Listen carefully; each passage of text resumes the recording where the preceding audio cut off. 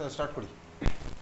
আজ থেকে স্টার্ট হবে হচ্ছে coordination chemistry. Alcohol phenol ethanol আমাদের একটা পার্ট মানে কি একটুখানি জাস্ট বাকি আছে। 5 মিনিটেরও টপিক না, 1 মিনিটের টপিক। ক্লাস 11-এর কনসেপ্টে পড়েছিলাম, ওটা হবে কিছুক্ষণ পরে করছি। ওটা খাতায় হেডিং দে। আমি যদি স্টার্ট করবো হচ্ছে অর্গ্যানিক বাদ দিয়ে। এখন অর্গ্যানিক আমাদের দোকানে চ্যাপ্টার শেষ হয়ে গেছে। স্টার্ট করবো কোঅর্ডিনেশন কেমিস্ট্রি বা বাংলায় তোর হেডিং দেওয়া আছে কি বইতে, জটিল যৌগ, স্ববর্গীয় জটিল যৌগ, কোঅর্ডিনেশন কম্পাউন্ড, স্ববর্গীয় জটিল যৌগ, বইতে হেডিং দেওয়া আছে কোঅর্ডিনেশন কম্পাউন্ড। আচ্ছা, কোঅর্ডিনেশন কম্পাউন্ড কিসের পার্ট? ইনঅর্গ্যানিক কেমিস্ট্রির পার্ট হচ্ছে আমার কোঅর্ডিনেশন কম্পাউন্ড। খাতায় হেডিং থেকে চলতে থাকছি, কোঅর্ডিনেশন কম্পাউন্ড বা স্ববর্গীয় বা জটিল যৌগ, কোঅর্ডিনেশন কম্পাউন্ড। আচ্ছা চল দেখা যাক। বেসিক্যালি কোঅর্ডিনেশন কেমিস্ট্রি কোথা থেকে এসছে? সায়েন্টিস্ট ওয়ার্নার অ্যারাউন্ড 1919 ওইরকম সময় ওয়ার্নার বেসিক্যালি ছিল হচ্ছে ইনঅর্গ্যানিক কেমিস্ট। কী নিয়ে কাজ করছিল inorganic chemist Warner? Inorganic compound নিয়ে কাজ করতো। যেমন সাপোজ এই মলিকুলটা COCl3, কোবাল্ট ক্লোরাইড, COCl3 আমার একটা আয়নিক কম্পাউন্ড। তার কারণ কি? কোবাল্ট হচ্ছে আমার ভাই মেটাল, ক্লোরিন হচ্ছে আমার নন মেটাল, তার মানে এদের হচ্ছে আমার আয়নিক কম্পাউন্ড। COCl3 মলিকুলটার মধ্যে ডিফারেন্ট প্রপোর্শনে অ্যামোনিয়া নিয়ে যখন মেশালো, ডিফারেন্ট প্রপোর্শনে তার মানে কি? এখানে হতে পারে 4 ইকুইভ্যালেন্ট, এখানে সাপোজ আমি ধরে নিলাম 4 ইকুইভ্যালেন্ট, এখানে সাপোজ আমি ধরলাম 6 ইকুইভ্যালেন্ট, এখানে সাপোজ আমি ধরলাম 2 ইকুইভ্যালেন্ট। আলাদা আলাদা প্রপোর্শনে যখন অ্যামোনিয়া মেশালো, কি দেখলো হচ্ছে ভাই আমার সলিউশনগুলোর প্রত্যেকটার কালার আমার আলাদা আলাদা হচ্ছে। মানে কি এরকম না যে ভাই একটাতে পার্পেল হলো, একটাতে লাইট পার্পেল হলো, একটাতে ডিপ পার্পেল হলো, পার্পেলের মধ্যে না, এরকম না। তিনটা আমার আলাদা আলাদা রেঞ্জের কালার থাকছে। তার মানে কি আমার কালারের কেমিস্ট্রি আমি তো এখন অবধি ডিটেলস জানি না। আলাদা আলাদা কালার থাকছে, তার মানে আলাদা আলাদা কম্পাউন্ড ফর্ম হচ্ছে। এরকম নয় যে একই কম্পাউন্ডের জন্য আমি কনসেন্ট্রেশন আলাদা পাচ্ছি, সেটা নয়। আলাদা আলাদা কম্পাউন্ডে তো ফর্ম হচ্ছে কিছু একটা। সেকেন্ড অফ অল কি দেখা গেল ভাই, এই যে কম্পাউন্ডটা আমার ফর্ম হচ্ছে, তিনটে সলিউশন আমি পাচ্ছি আলাদা আলাদা, অ্যামোনিয়া প্রপোর্শন আলাদা আলাদা আমি পাবো। তার মধ্যে আমি যদি এক্সেস AgNO3 দিই, মানে কি অতিরিক্ত AgNO3 আমি যদি দিই, কি দেখা যাচ্ছে? প্রতিটা কেসেই আমার AgCl এর হোয়াইট প্রেসিপিটেট পাওয়া যাচ্ছে, সিলভার ক্লোরাইডের হোয়াইট প্রেসিপিটেট পাওয়া যাচ্ছে, কিন্তু AgCl এর হোয়াইট প্রেসিপিটেটের আবার অ্যামাউন্ট আলাদা।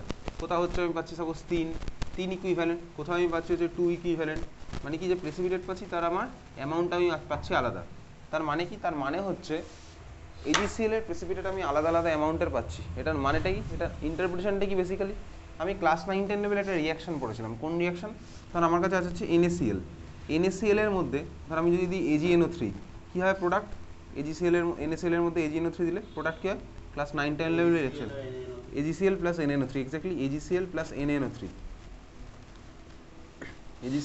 NaNO3। আচ্ছা দেখ, এই রিয়াকশানে ক্লাস 9-10 লেভেলের যে রিয়াকশান, এখানে Ag প্লাস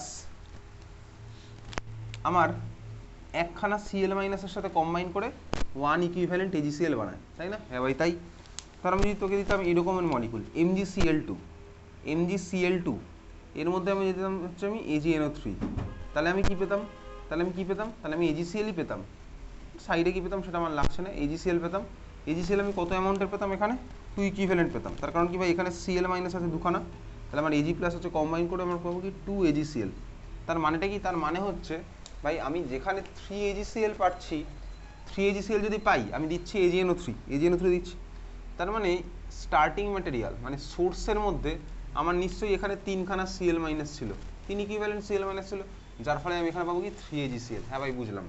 এখানে আমি কি পাচ্ছি ভাই? 2 ইকুইভ্যালেন্ট AgCl। তার মানে কি আমার নিশ্চয়ই স্টার্টিং ম্যাটেরিয়ালের মধ্যে 2 ইকুইভ্যালেন্ট Cl মাইনাস ছিল। হ্যাঁ ভাই বুঝছি। তার মানে আমি যে প্রোডাক্টগুলো যে পাচ্ছি, যে মাঝখানে যেটা পেয়েছি, যার কালার আমার আলাদা, এখানে আমার Cl মাইনাসের যে আমি অ্যামাউন্ট পাবো সেটাও আমার আলাদা আলাদা হয়ে যাবে। কিন্তু আমার তো ভাই COCl3 ছিল, তাহলে আমি যদি একটা আয়নিক কম্পাউন্ডকে ভাঙি, তাহলে সেই সূত্রে আমার কী পাওয়ার কথা? কোবাল্ট প্লাস 3Cl মাইনাসই পাওয়ার কথা। কিন্তু না ভাই, আমি কি দেখছি ভাই, এখানে সবার আমি আলাদা আলাদা পাচ্ছি, আলাদা আলাদা ইকুইভ্যালেন্টে Cl মাইনাস পাচ্ছি। ঠিক আছে, তার মানে এই আলাদা আলাদা ইকুইভ্যালেন্টে Cl মাইনাস পেলাম, এটা কেন পেলাম সেটাও আমি তুই জানি না এখন অবধি। থার্ড অফ অল দেখ, তার মানে এই দুখানা অবজারভেশন এখন অবধি মনে হচ্ছে। থার্ড অফ অল, এই যে মলিকুলটা COCl3 কোবাল্ট ক্লোরাইড, এখানে আমার কোবাল্টের জারণ সংখ্যা কত? বাড়ি থেকে পড়ে আসতে বলেছিলাম। কোবাল্টের জারণ সংখ্যা কত এখানে? কত হবে কোবাল্টের জারণ সংখ্যা? +3, এক্স্যাক্টলি। কোবাল্টের জারণ সংখ্যা হচ্ছে আমার ভাই +3। তার মানে আমার তোর এক্সপেকটেশন কী হবে? ভাই এই যে মাঝখানে সলিউশনটা আমি পাচ্ছি, এখানেও আমার কোবাল্ট প্লাস 3 আয়ন আমার তোর এক্সিস্ট করবে, কোবাল্ট প্লাস 3 আয়ন আমার তোর এক্সিস্ট করবে। এটাকে আমি তো আইডেন্টিফাই করবো কীভাবে, জানবো কী করে কোবাল্ট প্লাস 3? আমি তো সলিউশনের মধ্যে কোবাল্ট প্লাস 3 দেখতে পাবো না। আমার যে কোনো সলিউশনের মধ্যে কোনো আয়ন এক্সিস্ট করে কিনা সেটা প্রমাণ করার বা বোঝার উপায় কি, আমি ওর জন্য কনফার্মেটরি টেস্ট করি। তো স্কুলের প্র্যাকটিক্যালেও তুই তাই করিস, ডিফারেন্ট আয়নের জন্য কনফার্মেটরি টেস্ট। কনফার্মেটরি টেস্ট মানে কি, এমন কোনো রিয়াকশন করবো যার জন্য আমি কালার চেঞ্জ দেখতে পাবো, প্রিসিপিটেট ফর্ম হবে বা স্মেল এরকম কিছু একটা হবে। তার মানে কোবাল্ট প্লাস 3 কনফার্মেটরি টেস্ট আছে কিছু না কিছু, অবশ্যই আছে, প্রত্যেকটা আয়নেরই আছে। আমি যদি করি তাহলে আমার তো এক্সপেকটেশন কি এখানে আমি কনফার্মেটরি টেস্ট পাবো, কোবাল্ট প্লাস 3 এক্সিস্টেন্স আমি দেখতে পাবো। হ্যাঁ ভাই, তার মানে এই হচ্ছে আমার এক্সপেকটেশন। কিন্তু কি দেখা যায় হচ্ছে সলিউশনের মধ্যে কোবাল্ট প্লাস 3 কনফার্মেটরি টেস্ট করলে রেসপন্স করে না। তার মানে কি, সলিউশনের মধ্যে গিয়ে কোবাল্ট প্লাস 3 এরকম আয়নে ভাঙছে না।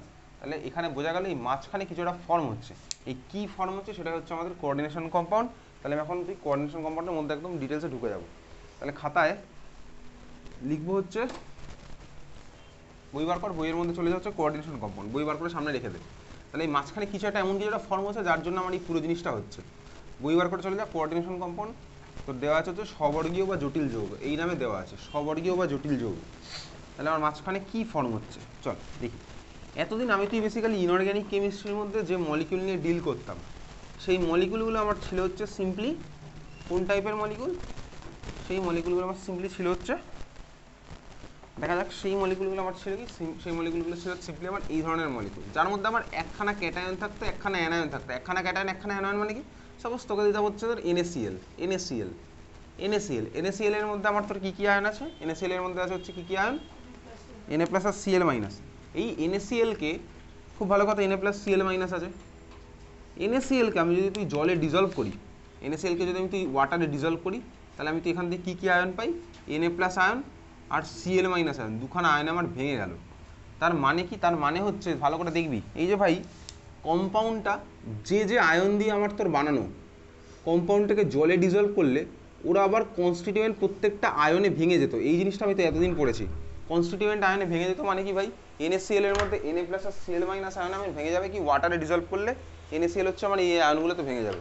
আমি বুঝবো কি করে ভাই NaCl আমার এই আয়নে ভাঙলো, আমি বুঝবো হচ্ছে ভাই আমি Na প্লাসের কনফার্মেটরি টেস্ট করবো, রেসপন্স করবে অবশ্যই, Cl মাইনাসের কনফার্মেটরি টেস্ট করবো, রেসপন্স করবে অবশ্যই। তার মানে এই যে ভাই যে সমস্ত কম্পাউন্ড ওয়াটারে ডিজলভ করলে আমার কনস্টিটিউয়েন্ট প্রত্যেকটা আয়নে ভেঙে যায়, সেই সমস্ত কম্পাউন্ডকে বলা হচ্ছে আমার ডাবল সল্ট। খাতায় লেখ ডাবল সল্ট, ডাবল সল্ট করা লিখবি, ডাবল সল্ট বলে লিখছিস, ডাবল সল্ট DOUBLE, এর বাংলা নেই ঠিক আছে, বই খুলে দেখে নেবো Bangla. Double salt, double salt লেখ। জলীয় দ্রবণে যারা সম্পূর্ণ বিয়োজিত হয়ে, জলীয় দ্রবণে যারা সম্পূর্ণ বিয়োজিত হয়,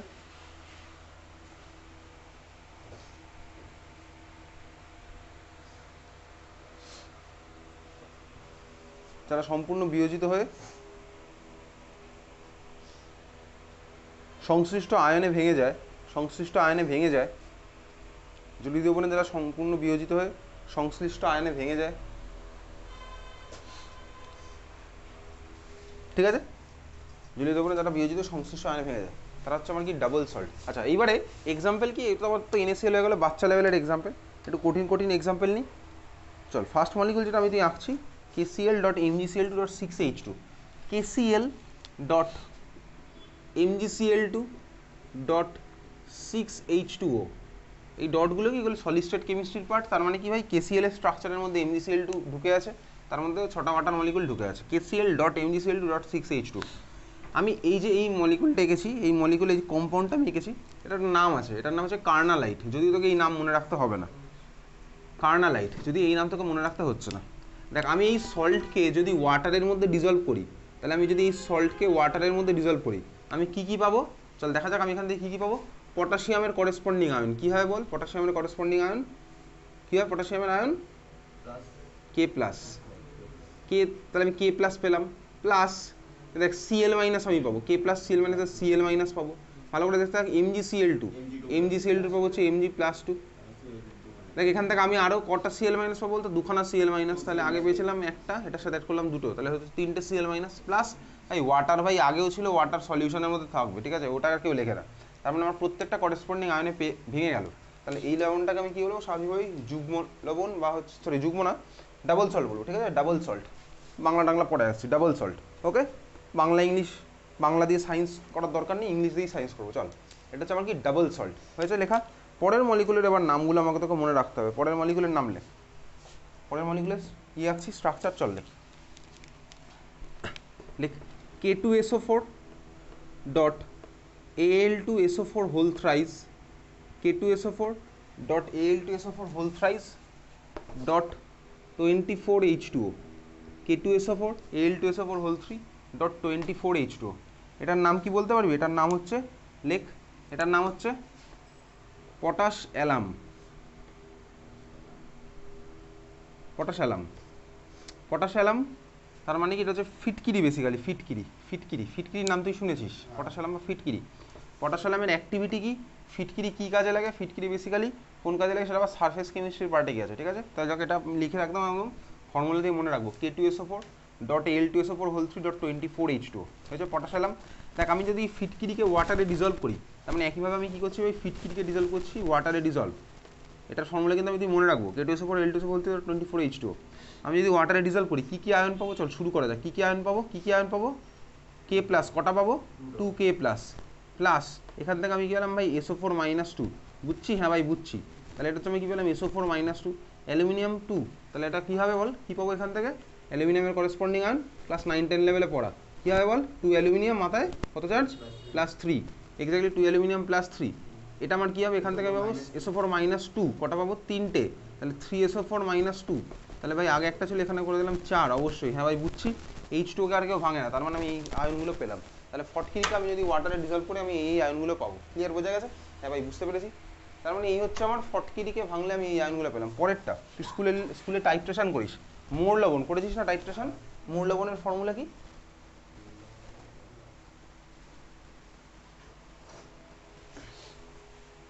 স্কুলে টাইট্রেশন করেছিস, মোর লবণ পড়ছে না মনে, FeSO4 dot NH4 whole 2SO4 dot 6H2O, FeSO4 NH4 whole 2SO4 dot 6H2O, Mohr লবণ। তোকে স্কুলের প্র্যাকটিক্যালে টাইট্রেশন, প্র্যাকটিক্যালের ভাইবাতে জিজ্ঞেস করবে মোর লবণের ফর্মুলা লেখো, ঠিক আছে। FeSO4 dot NH4 whole 2SO4 dot 6H2O, FeSO4 NH4 whole 2SO4 dot 6H2O। Similarly আমি যদি ভাই এই মোর লবণকে একইভাবে ওয়াটারে ডিজলভ করি, আমি যদি একইভাবে এই মোর লবণকে ওয়াটারে ডিজলভ করি, কী কী আয়ন পাবো, কী কী আয়ন পাবো বল, শুরু কর, কী কী আয়ন পাবো, কী কী আয়ন পাবো, Fe মাথায় কত চার্জ যাবে বলবি না, Fe প্লাস 2, Fe প্লাস 2 পেলাম, প্লাস SO4 মাইনাস 2 পাবো, প্লাস NH4 হোল 2SO4, কী আয়ন পাবো, NH4 আয়ন, মানে আমার কী হয় ভাই, NH4 মাথায় plus, exactly ammonium ion, class 9-10 লেভেলের আয়ন, কটা পেলাম, দুখানা NH4 plus, plus SO4 minus 2 আরও একটা পাবো, তাহলে আমার হয়ে গেল হচ্ছে 2SO4 মাইনাস 2, বোঝা গেল, হ্যাঁ ভাই বোঝা যাচ্ছে। আর ওয়াটারকে তো কেউ ভাঙে না, তার মানে এই হচ্ছে আমার ভাই কতগুলো আমি দেখলাম হচ্ছে ডাবল সল্টের এক্সাম্পল, ডাবল সল্টের এক্সাম্পল আমি তুই দেখলাম, ডাবল সল্টের এক্সাম্পল,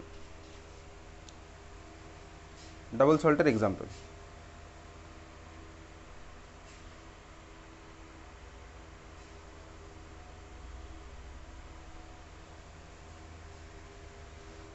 হয়েছে, হ্যাঁ ভাই বুঝতে পারছি, এগুলো হচ্ছে আমার ডাবল সল্টের এক্সাম্পল। তার মানে হচ্ছে আমার কনস্টিটিউয়েন্ট প্রত্যেকটা আয়নে ভেঙে যাবে। এইবারে কি ভাই, এইবারে হচ্ছে সমস্ত কম্পাউন্ড দেখা গেল কি জলীয় দ্রবণে আমার করেসপন্ডিং প্রত্যেকটা আয়নে ভাঙে না, সমস্ত কম্পাউন্ড কিন্তু ভাঙে না। বেসিক্যালি যে সমস্ত কম্পাউন্ড ভাঙে না এবং যার মধ্যে কোন টাইপের বন্ড আছে পরবর্তীকালে দেখা গেল, যার মধ্যে আছে হচ্ছে কোঅর্ডিনেট বন্ড। তুই ক্লাস 9-10 লেভেলে 3খানা টাইপের বন্ড পড়েছিলি, একটা হচ্ছে আমার ছিল কোভ্যালেন্ট বন্ড, 11এও পড়েছিস, একটা ছিল হচ্ছে আমার আয়নিক বন্ড, আর থার্ড টাইপের বন্ড ছিল হচ্ছে আমার কোঅর্ডিনেট বন্ড। কোঅর্ডিনেট বন্ড আমি তুই সবাই ক্লাস 9-10 লেভেলে পড়েছি, কোভ্যালেন্ট বন্ড, কোঅর্ডিনেট বন্ড, আর হচ্ছে আমার কি আয়নিক বন্ড। তো কোঅর্ডিনেট বন্ড কীভাবে ফর্ম হয় সেসব পার্টে আমি তুই এখন আর যাবো না, সেগুলো ক্লাস 9-10 লেভেলের পার্ট। তো বেসিক্যালি চল দেখ, যে সমস্ত তার মানে আমার ভাই পুরোপুরি ভাঙছে না তাদেরকে বলে হচ্ছে আমার কি, তাদেরকে কী বলে সেগুলোতে আসছে। আমি এখন একটা রিপ্রেজেন্টেশন দেবো, রিপ্রেজেন্টেশনটা কিসের, বেসিক্যালি IUPAC যেভাবে রিপ্রেজেন্ট করতে বলেছে, মানে যে সমস্ত কম্পাউন্ডগুলো আমার পুরোপুরি ভাঙবে না সেই সমস্ত কম্পাউন্ডগুলোর জন্য আমার একটা স্পেশাল টাইপের রিপ্রেজেন্টেশন আছে, এটা হচ্ছে IUPAC রিপ্রেজেন্টেশন, ঠিক আছে। তাহলে এইবার আমি একটু খাতার মধ্যে হ্যাশট্যাগ দিয়ে পরের টপিকে যাচ্ছি। তাহলে আমি ডাবল সল্ট বুঝে গেছি ভাই, হ্যাঁ ভাই বুঝলাম। এইবারে যারা হচ্ছে আমার বেসিক্যালি ভাঙে না, তার মানে ভাঙে না, আমি এরকম একটা কম্পাউন্ডের এক্সাম্পল নিচ্ছি। আইইউপিএসসি যেভাবে রিপ্রেজেন্ট করতে বলে সেইভাবে আমি তুই করবো। তাহলে চল আমি একটা জাস্ট এক্সাম্পল নিলাম, K4FeCN6 যেভাবে রিপ্রেজেন্ট করতে বলে সেভাবেই রিপ্রেজেন্ট করে আমি তুই এগোচ্ছি। এরকম যেভাবে করেছি এইভাবেই তুই লিখলি খাতার মধ্যে, K4 দেন থার্ড ব্র্যাকেট Fe, ফার্স্ট ব্র্যাকেটের মধ্যে CN6 হয়েছে, হ্যাঁ ভাই হয়েছে। চল দেখা যাক। এবার যখনই আমি এইভাবে কিছু রিপ্রেজেন্ট করা থাকবে তখনই আমার ফার্স্ট কাজ কী হবে, আমার ফার্স্ট কাজ হবে হচ্ছে ভাই থার্ড ব্র্যাকেটের আগে আর পরে মনে মনে একটা দাগ টেনে নাও। থার্ড ব্র্যাকেটের আগে আর পরে মনে মনে একটা দাগ টেনে নাও, মনে মনে টানবো, ঠিক আছে? প্রথমবার বলে এরকম বোর্ডের মধ্যে টানছি, এটা মনে মনে টানা এমন কিছু বড় ব্যাপার না। থার্ড ব্র্যাকেটের আগে পরে একটা মনে মনে দাগ টানবো। দেখ ভাই, এই থার্ড ব্র্যাকেটের পরে দাগ টেনে কোনো লাভ নেই। কেন লাভ নেই? এই মুহূর্তে এই মলিকুলে থার্ড ব্র্যাকেটের পরে দাগ টেনে কোনো লাভ নেই। তার কারণ কি, থার্ড ব্র্যাকেটের পরে কেউ নেই, তাহলে এখানে আমার দাগ টানার কোনো মান নেই। তার মানে আমি দাগ টেনে কী করবো, সেপারেট করবো, থার্ড ব্র্যাকেটওয়ালা পার্টটাকে বাকি পার্ট থেকে আমি সেপারেট করবো। এখানে তো আমার ওদিকে কেউ নেই ভাই, তাহলে আমি ওদিকে আমার দাগ টেনে কোনো লাভ নেই। বুঝতে পেরেছি? হ্যাঁ ভাই বুঝতে পারলাম। যখনই আমি কোনো সল্ট লিখি, বলতো সল্টের আগে আমার সবসময় কে থাকে? ক্যাটায়ন না অ্যানায়ন? সবসময় থাকে হচ্ছে আমার কে, বল? সল্টের আগে সবসময় থাকে হচ্ছে আমার ক্যাটায়ন। তার মানে এই যে দাগটা টানলাম, দাগটা আমি সেপারেট করছি, ঠিক আছে? হ্যাঁ ভাই বুঝতে পারছি। মনে রাখবি এই দাগের বাঁ দিকে আমার সবসময় থাকবে হচ্ছে ক্যাটায়নের পার্ট, আর দাগের ডান দিকে আমার সবসময় থাকবে হচ্ছে অ্যানায়নের পার্ট। দাগের বাঁ দিকে থাকবে হচ্ছে আমার ভাই ক্যাটায়নের পার্ট, আর দাগের ডান দিকে আমার থাকবে হচ্ছে কি, অ্যানায়নের পার্ট। ক্লিয়ার? হ্যাঁ ভাই ক্লিয়ার। তার মানে এই হচ্ছে আমার একটা টাইপের কম্পাউন্ডকে আমি তো এঁকেছি। দাগের বাঁ দিকে থাকবে ক্যাটায়নের পার্ট, দাগের ডান দিকে থাকবে হচ্ছে আমার অ্যানায়নের পার্ট। এই ধরনের কম্পাউন্ডকে যেটা আমি রিপ্রেজেন্ট করি, জাস্ট ওয়ে অফ রিপ্রেজেন্টেশন, যদি এই ধরনের কম্পাউন্ডকে আমি যদি জলে ডিজলভ করি, তাহলে চল এই মলিকুলকে আমি আবার কী করছি, জলে ডিজলভ করছি। যদি আমি এই ধরনের মলিকুলকে জলে ডিজলভ করি, কী হবে চল দেখা যাক। যেটা হবে হচ্ছে ভাই পটাশিয়াম। ভাই পটাশিয়ামের কী আয়ন হয় ভাই? K+। কটা পাবো এখানে? দেখ 4 আছে, তার মানে আমি পেয়ে গেলাম যে 4K+।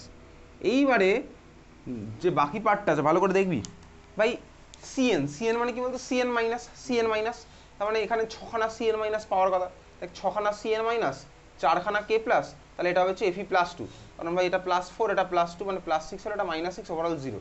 তাহলে দেখ এখানে আমার Fe+2 6খানা CN- পাওয়ার কথা, কিন্তু ভাই পাবো না। তার মানে কি বলতো, এই যে বলছিলাম যে ধরনের কম্পাউন্ড আমার কি প্রত্যেকটা আয়নে ভেঙে যায় না, তা সেই পার্টটাকে আমার থার্ড ব্র্যাকেটের মধ্যে রিপ্রেজেন্ট করে। তার মানে কি হলো ভাই, এই পার্টটা ভেঙে গেছে কিন্তু এই পার্টটা আমার ফার্দার ভাঙবে না। তার মানে এই পার্টটা আমার অ্যাজ ইট ইজ এরকম থাকবে, বুঝলি? ওটা আমি জাস্ট রিপ্রেজেন্ট করবো হচ্ছে এইভাবে, থার্ড ব্র্যাকেটের মধ্যে পার্টটা আমি রিপ্রেজেন্ট করছি। এখন থার্ড ব্র্যাকেটের মধ্যে কে আছে ভাই? থার্ড ব্র্যাকেটের মধ্যে আমার আছে হচ্ছে Fe আর CN6, বুঝছি? হ্যাঁ ভাই বুঝছি। দেখ ভাই এটা আমার ছিল হচ্ছে ওভারঅল +4 চার্জ, তাহলে এই পার্টটা তো আমার অ্যানায়নিক পার্ট, এটা আমার মাথায় চার্জ কত হবে? Overall -4 charge. এক্স্যাক্টলি এই পার্টটা হচ্ছে আমার এই পার্টটা। হ্যাঁ বোঝা গেছে। আমি কি বলতে চাইছি, আমি এটাই বলতে চাইছি, আমি এটার মধ্যে মানে আমি এই পার্টটা, এটার মধ্যে যদি আমি তুই ওয়াটার অ্যাড করি, মানে ওয়াটার তো আমার মিডিয়ামের মধ্যে আছে, তাহলে এটা আমার ফার্দার আর এই জিনিসটাতে ভাঙবে না, Fe+2তেও ভাঙবে না, আর 6CN- এটাতে আমার তোর এটা আর ফার্দার ভাঙবে না। এটাই আমি তোকে বলতে চাইছি, তুই সেটা বুঝেও গেছিস, এটা আমার ফার্দার ভাঙবে না। তার মানে যে পার্টটা আমার ভাঙছে না, ক্লিয়ার? বোঝা গেল? হ্যাঁ ভাই বুঝতে পারছি। এই পার্টটা আমার ফার্দার ভাঙছে না, যে পার্টটা ভাঙবে না অ্যাকোয়াস সলিউশনে গিয়ে, সেটাকে আমি এরকম থার্ড ব্র্যাকেটের মধ্যে রিপ্রেজেন্ট করছি।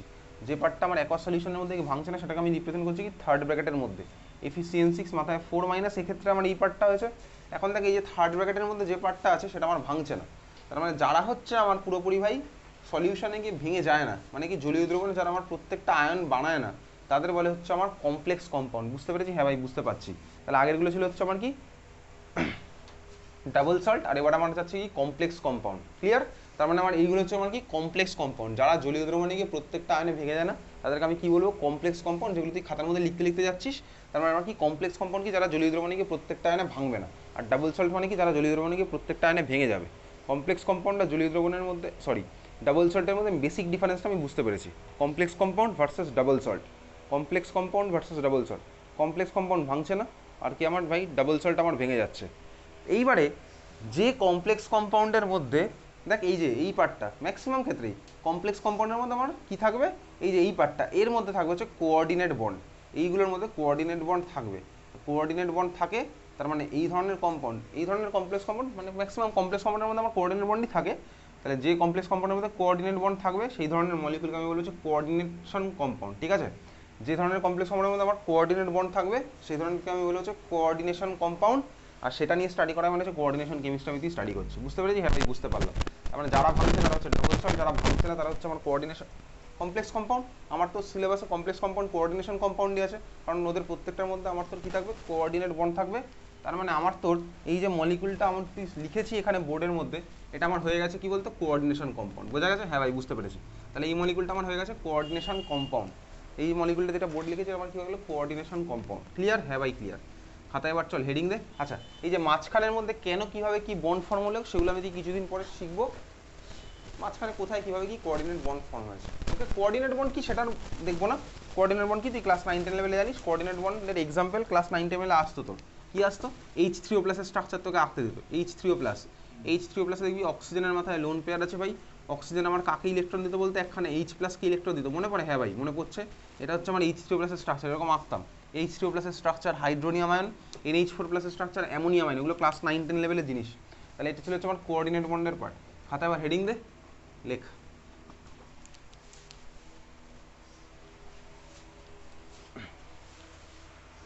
কোঅর্ডিনেশন কম্পাউন্ড ইংলিশে লিখবো ডিফারেন্ট পার্ট।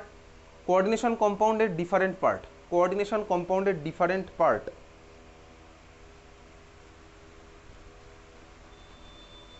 কোঅর্ডিনেশন কম্পাউন্ডের ডিফারেন্ট পার্ট, কোঅর্ডিনেশন কম্পাউন্ডের ডিফারেন্ট পার্ট। তোকে কিন্তু পরীক্ষাতে এরকম একটা কোঅর্ডিনেশন কম্পাউন্ড দিয়ে জিজ্ঞেস করবে এগুলো কি কি আয়নে ভাঙে, জিজ্ঞেস করবে কিন্তু তখন তো কীভাবে ভাঙতে হবে। থার্ড ব্র্যাকেটওয়ালা পার্টটাকে আমি ফার্দার ভাঙবো না, সেটা আমি তুই মনে রেখেছি। তাহলে কোঅর্ডিনেশন কম্পাউন্ডের ডিফারেন্ট পার্ট। চল বলে এই মলিকুলটাকে আবার লেখ, এই মলিকুলটাকে আবার লেখ। এইবার একটু কোঅর্ডিনেশন কম্পাউন্ডের কোন পার্টগুলোকে কী বলে সেগুলোকে আমি চিনে জানে রাখবো। এই মলিকুলটাকে আবার লেখ। লিখেছিস K4FeCN6। যখনই আমি এই ধরনের জিনিস দেখছি থার্ড ব্র্যাকেটওয়ালা পার্ট, আমি মনে মনে দাগ টানছি ভাই। এখানে আমার থার্ড ব্র্যাকেটের বাঁ দিকে দাগ টেনে লাভ আছে, ডান দিকে দাগ টেনে কোনো লাভ নেই, কারণ কি ডান দিকে আমার কিছুই নেই। তাহলে ঠিক আছে, বুঝলি? হ্যাঁ ভাই বুঝলাম। ভালো করে দেখতে থাক। চল তাহলে আমি মনে মনে দাগটা টানছি প্রথমবার বলে একই মলিকুল। চল এটা হচ্ছে আমার তাহলে ক্যাটায়নিক পার্ট, ক্যাটায়নিক পার্ট। আর এটা আমার কি ভাই অ্যানায়নিক পার্ট। এটা হচ্ছে আমার অ্যানায়নিক পার্ট, ক্যাটায়ন আর অ্যানায়ন। ভালো করে দেখ এই যে ক্যাটায়নিক পার্ট আর অ্যানায়নিক পার্ট। চল এবার স্টার্ট হচ্ছে আমার মেন জিনিস। দেখ এই যে থার্ড ব্র্যাকেটওয়ালা যে পার্টটা, তাহলে আলাদা আলাদা কালি পেন আনতে বলেছিলাম কেমিস্ট্রির ক্লাসে, নিয়ে এসছিস। থার্ড ব্র্যাকেটওয়ালা যে পার্টটা, এটাকে আমার কি বলে? এটাকে বলে হচ্ছে কোঅর্ডিনেশন স্ফিয়ার। চল থার্ড ব্র্যাকেটওয়ালা যে পার্টটা, এটাকে আমার কি বলে? Coordination sphere. আলাদা আলাদা কালির যে পেন আনতে হবে এরকম কোনো বাধ্যবাধকতা নেই, তুই চাইলে আনতে পারিস, চাইলে নাও আনতে পারিস। একই কালির পেন দিয়ে লিখতে পারিস, কেউ আটকাচ্ছে না। বুঝতে পারিস? তাতে কোনো অসুবিধার কিছুই নেই। তাহলে আমার থার্ড ব্র্যাকেটওয়ালা পার্টটাকে আমার কি বলে? Coordination sphere. কোঅর্ডিনেশন স্ফিয়ার আমার তোর ভাই কোঅর্ডিনেশন স্ফিয়ার। বোঝা গেছে? হ্যাঁ ভাই বুঝতে পারছি, কোঅর্ডিনেশন স্ফিয়ার। আচ্ছা, কোঅর্ডিনেশন স্ফিয়ারের মধ্যে, কোঅর্ডিনেশন স্ফিয়ারের মধ্যে একটা অ্যাটম থাকবেই। কোঅর্ডিনেশন স্ফিয়ারের মধ্যে আমার একটা অ্যাটম থাকবেই। কোঅর্ডিনেশন স্ফিয়ারের মধ্যে এখানে আমার কি আছে? অ্যাটমটা কোঅর্ডিনেশন স্ফিয়ারের মধ্যে বল। কোঅর্ডিনেশন স্ফিয়ারের মধ্যে সরি একটা মেটাল অ্যাটম থাকবেই, একটা মেটাল অ্যাটম থাকবে। ঠিক আছে, একটা মেটাল থাকবেই, একটা মেটাল থাকবেই। এখানে আমার মেটালটা কি আছে? এখানে মেটালটা হচ্ছে আয়রন। তাহলে এই যে ভাই কোঅর্ডিনেশন স্ফিয়ারের মধ্যে যে মেটাল থাকে, কোঅর্ডিনেশন স্ফিয়ারের মধ্যে যে মেটাল থাকে তাকে কী বলে? তাকে বলে যে সেন্ট্রাল মেটাল বা কেন্দ্রীয় ধাতু। বুঝতেই পারছিস? Central metal, central metal, central metal. Coordination স্ফিয়ারের মধ্যে আমার যে মেটাল থাকবে তাকে কি বলবো? Central metal. সেন্ট্রালের বাংলা কেন্দ্রীয়, আমি তুই জানি। সেন্ট্রাল মেটাল, হ্যাঁ ভাই সেন্ট্রাল মেটাল। এবার দেখ এটাকে সেন্ট্রাল মেটাল অ্যাটমও বলি, আয়নও বলি। তার উপর ডিপেন্ড করছে, কিসের উপর ডিপেন্ড করছে ভাই? যদি আমার এই মেটালটার মাথায় জারণ সংখ্যা হয় 0, তাহলে আমি বলবো সেন্ট্রাল মেটাল অ্যাটম। যদি আমার মেটালটার মাথায় জারণ সংখ্যা হয়, মেটালের জারণ সংখ্যা কত হয় বলতো? প্লাস হবে না মাইনাস হবে? প্লাস অবশ্যই। তাহলে ভাই যদি আমি অ্যাটম, আমি কখন বলি এত কিছু তোকে জিজ্ঞেস করবে না, অ্যাটম বলবো যদি আমার অক্সিডেশন নাম্বার হয় 0, জারণ সংখ্যা 0 হলে আমি বলবো অ্যাটম। আর সেন্ট্রাল মেটাল আয়ন কখন বলবো? অবশ্যই যদি আমার জারণ সংখ্যা হয় কি গ্রেটার দ্যান 0। স্বাভাবিকভাবেই সেন্ট্রাল মেটাল অ্যাটম বা আয়ন আমি সেন্ট্রাল মেটাল বলেই চালিয়ে দেবো। সেন্ট্রাল মেটাল কেন্দ্রীয় ধাতু, কেন্দ্রীয় ধাতু। ক্লিয়ার? বোঝা গেছে? হ্যাঁ ভাই বোঝা গেছে। চল এই যে FeCN6, এখন এখানে দেখা যাক ভাই FeCN6-এ আমার কেন ভাই এখানে কে কী হয়েছে অ্যাকচুয়ালি। আমার মেন ফোকাস এবার এইখানে। এ তো ভাই 4খানা K+ হয়ে গেছে ক্যাটায়ন, আমি বুঝতে পারছি। আর আমার মেন ফোকাস হচ্ছে এখন হচ্ছে এখানে, এই পার্টটাতে আমার মেন ফোকাস। দেখ এই যে এই পার্টটা আমি তো এঁকেছি Fe, এবার এখানে কী টাইপের বন্ড ফর্ম হয়েছে? এগুলো সব কোঅর্ডিনেট বন্ড ফর্ম হয়েছে। ভালো করে দেখতে দেখতে আছে কেন সব কিন্তু কোঅর্ডিনেট বন্ড ফর্ম হয়েছে। কার সাথে কার কোঅর্ডিনেট বন্ড? দেখ ভাই আমার আয়রন, আয়রনের অ্যাটমিক নাম্বার কত? বাড়ি থেকে পড়ে এসেছিস। আয়রনের অ্যাটমিক নাম্বার কত? 26। ইলেকট্রনিক কনফিগারেশন আয়রনের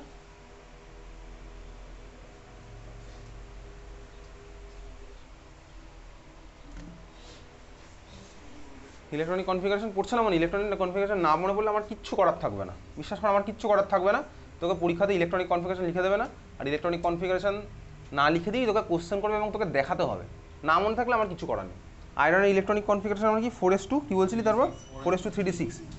এটা এমন কিছু বিগ ডিল না একটা ক্লাস 12-এর স্টুডেন্টের কাছে 1 থেকে 36 অবধি প্রত্যেকটা ইলেকট্রনিক কনফিগারেশন মনে রাখা। বাড়িতে নিয়ে বসলে যদি 5 মিনিট 10 মিনিট বসার মতন ধৈর্য থাকে তাহলে মনে থাকবে, আর যদি ধৈর্য না থাকে তাহলে মনে থাকবে না, সিম্পল। তাহলে আয়রনের আমার কি হচ্ছে ভাই, আমি ইলেকট্রনিক কনফিগারেশন বোঝাবো না, আর্গনের পরে আমার কি হচ্ছে ভাই 4s2 3d6, argon 4s2 3d6 হচ্ছে আমার আয়রনের ইলেকট্রনিক কনফিগারেশন। দেখ আমি কিছুক্ষণ আগেই বলছিলাম আমি এখানে আয়রন Fe+2 আমার হবে জারণ সংখ্যা, কেন ভাই এই যে +4+2 তাহলে ওভারঅল হলো +6 চার্জ, আর Cn মাইনাস হবে 6খানা তাহলে -6, তাহলে আয়রন হবে হচ্ছে +2, খুব ভালো কথা। এই জিনিসটা আমি তুই বুঝতে পারছি। 4s আছে 2খানা ইলেকট্রন, 3d-তে আছে কি ভাই আমার 6খানা ইলেকট্রন, 3d-তে আছে হচ্ছে আমার 6খানা ইলেকট্রন, 1 2 3 4 5 6। কিছুদিন পরে তোকে এই জিনিসগুলো করতে হবে, আমি জাস্ট এখন বেসিক আইডিয়াটা দিচ্ছি, এই পার্টটা এখন তো না লিখলে চলবে। আচ্ছা আয়রনের হচ্ছে আমার এই গল্প।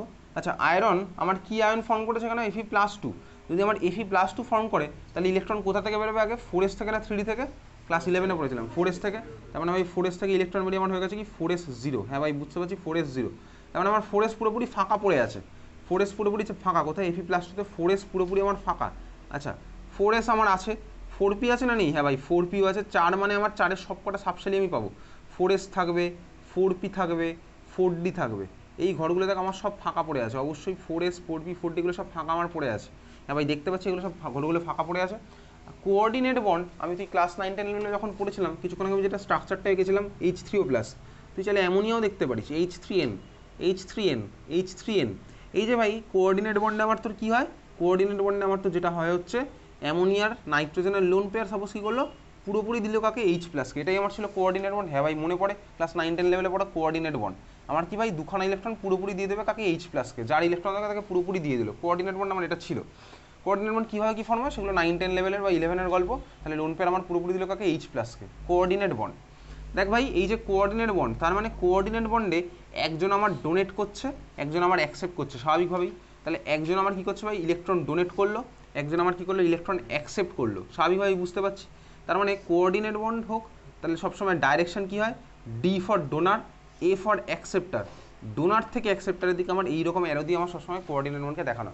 স্বাভাবিকভাবে আমি তো যখন মেকানিজম করেছি অর্গ্যানিকে দেখ তখন আমি কোঅর্ডিনেট বন্ড করিনি, কিন্তু আমি তো তখন দেখবি অ্যারো ঘুরিয়ে আমি এরকমই করতাম, ডোনার থেকে অ্যাকসেপ্টারের দিকেই দিতাম।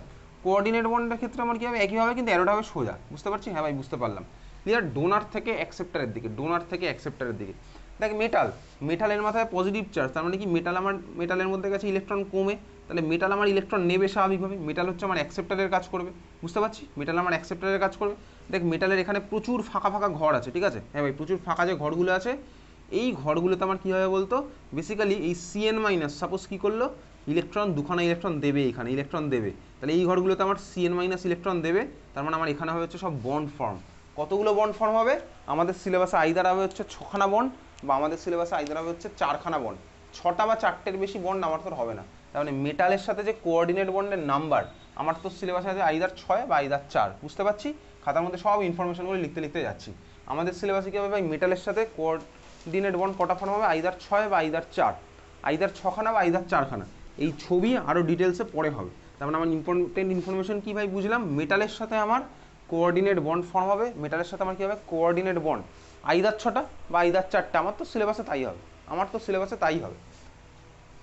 ডোনার থেকে অ্যাকসেপ্টারের দিকে আমার হবে হচ্ছে ওরকম অ্যারো, ডোনার থেকে অ্যাকসেপ্টারের দিকে হচ্ছে আমার এই অ্যারোটা আমার তোর হচ্ছে, ডোনার থেকে অ্যাকসেপ্টারের দিকে আমার এই তোর এই অ্যারোটা হচ্ছে, ক্লিয়ার, ডোনার থেকে অ্যাকসেপ্টারের দিকে আমার এই অ্যারোটা হচ্ছে, কোন অ্যারোটা ডোনার থেকে অ্যাকসেপ্টারের দিকে, বাড়িতে তুই অলরেডি মেকানিজম প্র্যাকটিস করছিস, ডোনার থেকে অ্যাকসেপ্টারের দিকে আমার এই অ্যারোটা হচ্ছে, ক্লিয়ার। খাতায় এবার লেখ coordination number, coordination number, heading দে খাতায় coordination number, coordination number, coordination number, coordination number লেখ, ওর মধ্যে লেখ কোঅর্ডিনেশন স্ফিয়ারের মধ্যে, কোঅর্ডিনেশন স্ফিয়ারের মধ্যে, কোঅর্ডিনেশন স্ফিয়ারের মধ্যে সেন্ট্রাল অ্যাটম, কোঅর্ডিনেশন স্ফিয়ারের মধ্যে sorry central metal, central metal, coordination স্ফিয়ারের মধ্যে সেন্ট্রাল মেটাল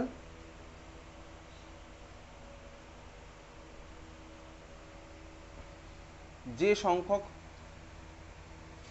সংখ্যক বন্ড ফর্ম করে, যে সংখ্যক বন্ড ফর্ম করে বা বন্ড উৎপন্ন করে বা বন্ড গঠন করে, যে সংখ্যক বন্ড গঠন করে, কোঅর্ডিনেশন স্ফিয়ারের মধ্যে সেন্ট্রাল মেটাল যে সংখ্যক বন্ড গঠন করে, কোঅর্ডিনেশন স্ফিয়ারের মধ্যে সেন্ট্রাল মেটাল যে সংখ্যক বন্ড গঠন করে, ভাই যারা যতগুলো বন্ড আমি সেন্ট্রাল মেটালের দেখতে পাবো কোথায়, কোঅর্ডিনেশন স্ফিয়ারের মধ্যে, সেই নাম্বারটাকে বলে কি বলতো, সেন্ট্রাল মেটালের কোঅর্ডিনেশন নাম্বার। এখানে এই যে এখানে দেখতে পাচ্ছি থার্ড ব্র্যাকেট, এখানে আমার কটা বন্ড ফর্ম হয়েছে ভাই, তুই ভাব সিএন মাইনাস কটা বন্ড ফর্ম করে, একটাই বন্ড ফর্ম করে, সিএন মাইনাস আমার একখানাই বন্ড ফর্ম করে। এবার কোনটা কটা বন্ড ফর্ম করে সেটা আমি করতে করতে জেনে যাবো, প্র্যাকটিস না করলে কিন্তু আবার ভুলে যাবো, সেটা যে কোনো সাবজেক্টই বুঝতেই পারিস। সিএন মাইনাস ভাই একখানা, সিএন মাইনাস একখানা বন্ড ফর্ম করে, কীভাবে বুঝতে পারি ভাই, এই যে একটা সিএন মাইনাস একখানা বন্ড ফর্ম, তুই ভাব সিএন মাইনাস ভাই, সিএন মাইনাস পেয়েছি কোথা থেকে বলতো, HCN থেকে, HCN হাইড্রোজেন সায়ানাইড। দেখ HCN কে ভাঙলে আমি কী পাবো, H প্লাস আর সিএন মাইনাস, হ্যাঁ ভাই তাই পাবো, HCN কে ভাঙলে দেখ ভাই এই যে, তার মানে আমি সিএন মাইনাসকে যদি ভাবি, তো সিএন মাইনাস আমার H প্লাসের সাথে একখানা বন্ড ফর্ম করলে আমার HCN ফর্ম হবে, স্বাভাবিকভাবে আর তো বন্ড ফর্ম করতে পারবে না, তার মানে সিএন মাইনাস আমার যে কোনো কারোর সাথে একখানাই বন্ড ফর্ম করবে, তার মানে সিএন মাইনাস একখানা, সিএন মাইনাস আমার একখানা এফির সাথে একখানা বন্ড ফর্ম করে, তাহলে ছখানা সিএন মাইনাস এফির সাথে কটা বন্ড ফর্ম করবে, ছখানা বন্ড ফর্ম করবে। তার মানে এফি আমি যদি ঘুরিয়ে বলি, তাহলে এফি আমার টোটাল কটা বন্ড ফর্ম করলো, এখানে ছখানা বন্ড করলো, তার মানে আমার এর মধ্যে আয়রনের কোঅর্ডিনেশন নাম্বার কত হলো বলতো, 6। এখানে আমার আয়রনের কোঅর্ডিনেশন নাম্বার কত হলো, 6। সেটা কিন্তু আমি এইটা দেখে ফার্স্টেই বুঝিনি, এটা দেখে কিন্তু আমি ফার্স্টেই বুঝিনি, আমি ফার্স্টে বুঝেছি কি দেখে ভাই, এটা আমি লাস্টে দেখবো, আমি ফার্স্টে দেখবো ভাই সিএন মাইনাস কটা বন্ড ফর্ম করে। যদি আমার সিএন মাইনাস দুটো বন্ড ফর্ম করতো, তখন আমার টোটাল কটা বন্ড হতো বলতে এখানে 12টা হয়ে যেত, কিন্তু তখন আমার কোঅর্ডিনেশন আমার হতো 12, কারণ কি 6টা সিএন মাইনাস করবে আমার কি 6 ইন্টু 2 12খানা বন্ড। হ্যাঁ ভাই বুঝতে পারছি, কারণ কিছুদিন পরেই আমি দেখবো, পরের ক্লাসে আমি তুই দেখবো এইভাবে রিপ্রেজেন্ট করে কাউকে কীভাবে, তাহলে এটা হচ্ছে আমার মেটাল, তাহলে আমি লিখলাম হচ্ছে এরকম এফি, এরকম ইএনটা কি পরে দেখা যাবে, FeEN3 এরকম হবে, কিছুদিন পরেই হবে FeEN3। তোর দেখে এখানে কি মনে হতে পারে ভাই, কোঅর্ডিনেশন নাম্বার কত ভাই, 3, না ভাই 3 নয়, তার কারণ কি, আমার কাজ হবে এই ইএন কটা বন্ড ফর্ম করে, সেটা আমি জেনেই পরীক্ষার হলে যাবো। এটা হচ্ছে আমার ইথেন 1,2 ডায়মন্ড, সেগুলোর নামে আমি তুই পরে আসবো। এই একখানা ইএন দুখানা বন্ড ফর্ম করে, তাহলে টোটাল কটা বন্ড ফর্ম হবে বলতো, 2 ইন্টু 3 6, তার মানে এখানেও কিন্তু আমার আয়রনের কোঅর্ডিনেশন নাম্বার কত হবে, 6। বুঝতে পেরেছি, হ্যাঁ ভাই বুঝতে পেরেছি। আমার তো সিলেবাসে কি আছে, কোঅর্ডিনেশন নাম্বার আইদার হবে হচ্ছে 4 বা হবে হচ্ছে আমার 6, এটাই আমার তো সিলেবাসে আছে। ক্লিয়ার, 4 বা 6, ক্লিয়ার বুঝেছিস, হ্যাঁ ভাই বুঝছি। পরেরটা খাতায় হেডিং দে, কোঅর্ডিনেশন নাম্বার আমি তুই বুঝে গেছি, পরেরটা হেডিং দে, লেখ লিগ্যান্ড, লয় হস্যি গয় জফলা আকার দন্তান্ন ড, ঠিক আছে।